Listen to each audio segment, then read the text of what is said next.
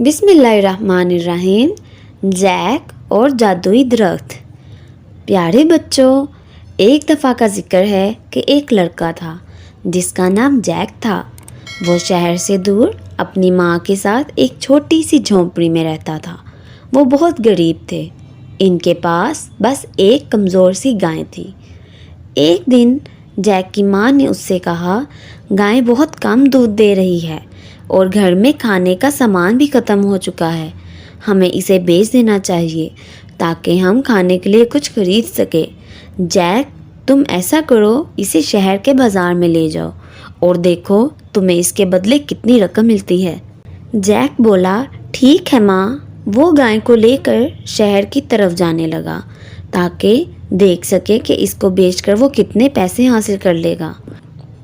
شہر کا راستہ جیک کے گھر سے بہت دور تھا، تاہم جیک نے شہر جانے کے لیے جنگل کی طرف سے چھوٹا راستہ اختیار کرنے کا سوچا۔ جنگل سے گزرتے ہوئے جیک کو ایک بہت ہی بھاری سی آواز سنائی دی۔ اچھا، تو کیا حال ہے؟ جیک اس آواز پر ڈر گیا اور رک کر ادھر ادھر دیکھنے لگا۔ اس نے ایک درخت کے نیچے ایک مسافر کو بیٹھے دیکھا۔ وہ بولا، میرے بچے، تم کہاں جا رہے ہو؟ وہ بولا، ہماری گائے اب ہمیں زیادہ دودھ نہیں دیتی، اس لیے میں گائے کو شہر بیچنے جا رہا ہوں تاکہ مجھے اس کے بدلے میں کچھ مل جائے۔ بوڑھا آدمی بولا، میرے بچے، تم جانتے ہو یہ بہت لمبا راستہ ہے اور تمہیں اس بوڑھی گائے کے بدلے ناکافی رقم ملے گی، لیکن میں اس کے بدلے تمہیں کچھ دے سکتا ہوں۔ بوڑھے آدمی نے اپنا ہاتھ آگے بڑھا کر کھولا اور بولا، یہ 5 جادوئی بیج اس گائے کے بدلے کیسے رہیں گے؟ جیک حیران ہو کر بولا، جادوئی بیج؟ یہ چھوٹے بیج جادوئی بیج نہیں لگ رہے تھے۔ جیک نے سوچا، یہ رنگ برنگے چمکتے بیج بہت حیران کرنے والے ہیں، اس لیے اس نے گائے بوڑھے آدمی کو دے دی اور بیج اپنی ماں کو دکھانے کے لیے لے گیا۔ گھر واپس آنے پر ماں نے پوچھا، تم تو بہت جلدی واپس آ گئے، تمہیں ہماری پرانی گائے کے بدلے کیا ملا؟ وہ بولا، ماں یہ دیکھو۔ جیک نے سوچا کہ اس کی ماں جادوئی بیج دیکھ کر بہت خوش ہوگی۔ وہ بولا، میں نے ہماری پرانی گائے کے بدلے یہ 5 جادوئی بیج لے لیے، لیکن اس کی ماں یہ سب کچھ دیکھ کر بالکل خوش نہ ہوئی۔ وہ غصے سے بولی، بے وقوف لڑکے، اب تو ہمارے پاس گائے بھی نہیں ہے اور نہ ہی پیسے۔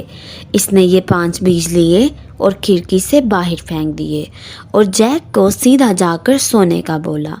اگلی صبح جیک اٹھا اور سورج کی روشنی میں کھڑکی سے باہر دیکھنے لگا۔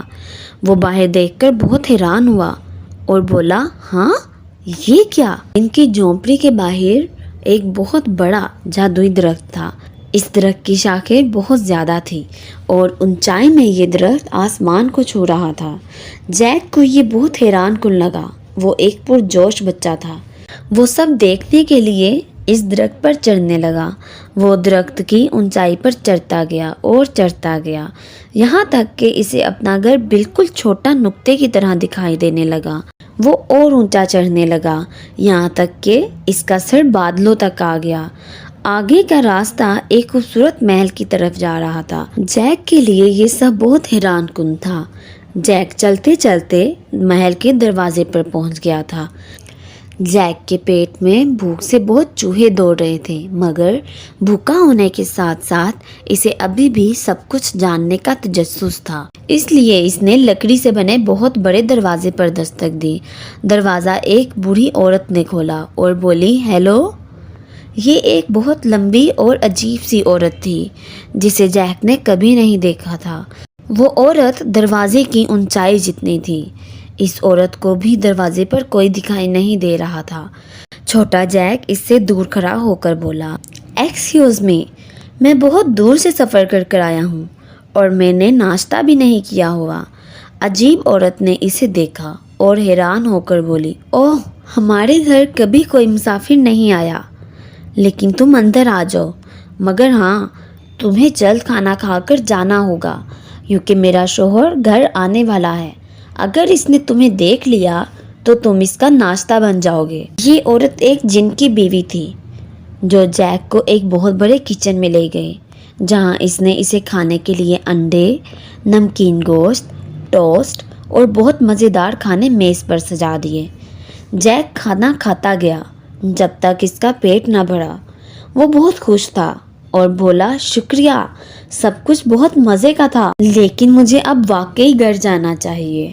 جیسے ہی جیک جانے لگا اس نے بہت بھاری قدموں کی آواز سنی، اس لیے وہ وہیں رک گیا۔ یہ اتنے بھاری قدموں کی آواز تھی کہ محل کی زمین کانپ رہی تھی۔ جن کی بیوی بولی، اوہ نہیں، میرا شوہر گھر آ گیا ہے، تم جلدی سے الماری میں چھپ جاؤ۔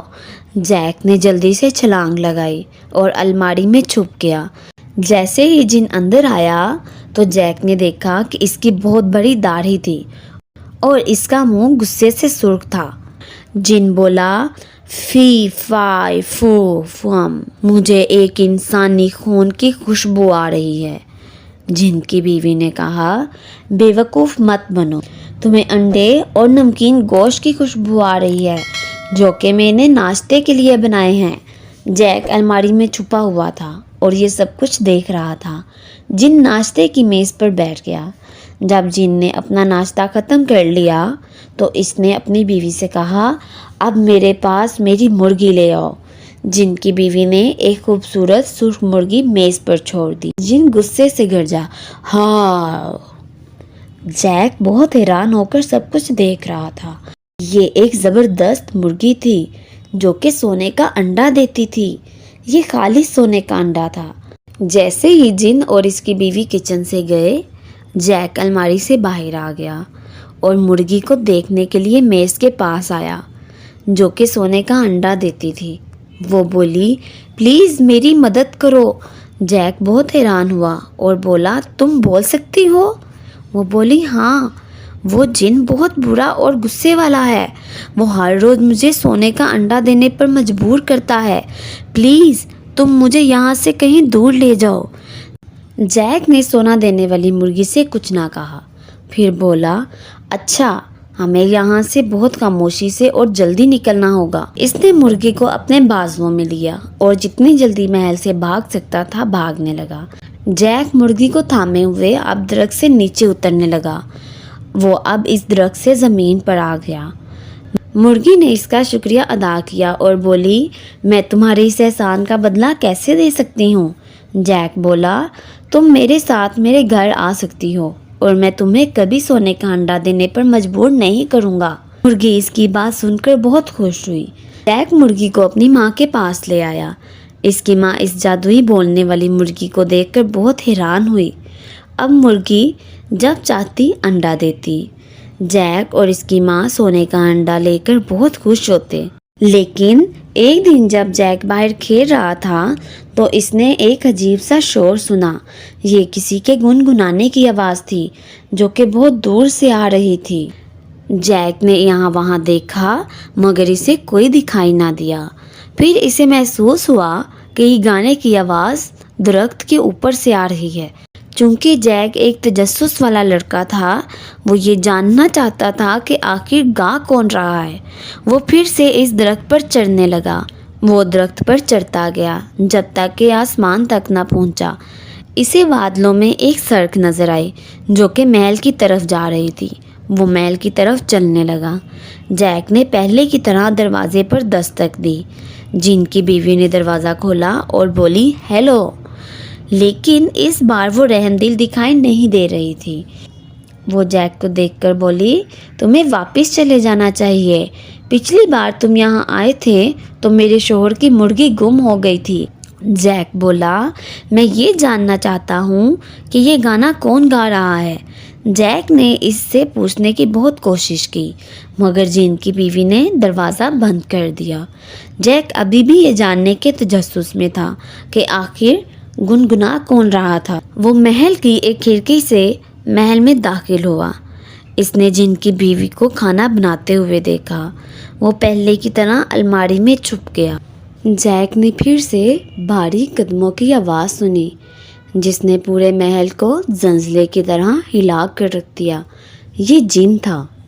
وہ بولا، فی فا فو فم، مجھے ایک انسان کے خون کی خوشبو آ رہی ہے۔ جن کی بیوی بولی، کیا تم پاگل ہو؟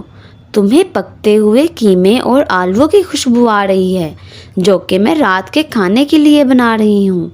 جن میز پر بیٹھ گیا اور کھانا کھانے لگا۔ جیک الماری میں چھپا ہوا تھا اور یہ سب کچھ دیکھ رہا تھا۔ جب جن نے اپنا کھانا کھا لیا تو اس نے اپنی بیوی کو حکم دیا، اب میرے پاس میری ہارمونیکا لے آؤ۔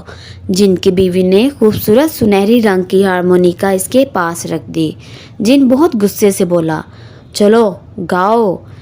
جیک یہ سب کچھ حیران ہو کر دیکھ رہا تھا۔ ہارمونیکا چلنے لگی اور ایک خوبصورت گانا گانے لگی۔ جلد ہی جن کو نیند آ گئی اور وہ سو گیا۔ اس کی بیوی کچن سے چلی گئی۔ جیک الماری سے باہر نکلا اور اس ہارمونیکا کو اچھے سے دیکھنے کے لیے میز کے پاس آیا جو کہ خود چلتی اور گاتی تھی۔ وہ بولی، پلیز میری مدد کرو۔ جیک حیرانی سے پیچھے ہٹا اور بولا، تم بول سکتی ہو؟ وہ بولی، ہاں، یہ جن بہت برا ہے۔ یہ ہر رات کو مجھے گانے پر مجبور کرتا ہے تاکہ وہ سو سکے۔ پلیز تم مجھے یہاں سے کہیں دور لے جاؤ۔ جیک نے گانے والی ہارمونیکا سے کچھ نہ کہا، پھر بولا، اچھا ٹھیک ہے، لیکن ہمیں بہت خاموشی اور جلدی سے نکلنا ہوگا۔ اس نے ہارمونیکا کو اپنے بازو میں لیا اور وہاں سے جتنی جلدی بھاگ سکتا تھا بھاگنے لگا۔ اب ہارمونیکا اور جیک ایک ساتھ درخت سے نیچے اترنے لگے، لیکن جیسے ہی ہارمونیکا نے گانا بند کیا تو جن اٹھ گیا۔ اس نے دیکھا اس کی ہارمونیکا میز سے غائب ہے۔ وہ غصے سے گرجا۔ وہ جیک کے پیچھے بھاگا، فی فا فوم فم۔ وہ بہت تیزی بھاگا۔ دوسری طرف جیک نے جلدی سے اپنی ماں کو آواز دی کہ کلہاڑی لے آؤ۔ جیسے ہی وہ زمین پر پہنچا، اس نے ایک ماں سے کلہاڑی پکڑی اور درخت کو کاٹنے لگا۔ جب جن نے دیکھا کہ وہ گرنے والا ہے تو وہ واپس اپنے محل کی طرف جانے کے لیے جلدی سے درخت پر چڑھنے لگا۔ یہ بہت بڑا جادوئی درخت جلد ہی نیچے گر گیا۔ جیک نے اس جن کو آخری بار دیکھا تھا۔ ہارمونیکا بولی، شکریہ، میں تمہیں تمہارے احسان کے بدلے کیا دے سکتی ہوں؟ جیک بولا، تم میرے ساتھ رہ سکتی ہو اور میں تمہیں گانے اور چلنے پر مجبور نہیں کروں گا۔ ہارمونیکا بہت خوش ہوئی۔ جیک نے جب یہ جادوئی گانے والی ہارمونیکا اپنی ماں کو دکھائی تو وہ بہت خوش ہوئی۔ لوگ اس کی آواز بہت دور تک سن سکتے تھے۔ اب مرغی اور ہارمونیکا کے ساتھ جیک اور اس کی ماں بہت خوش تھے۔ اب جیک اور اس کی ماں اپنے گھر میں ہنسی خوشی رہنے لگے اور کبھی بھوکے نہ رہے۔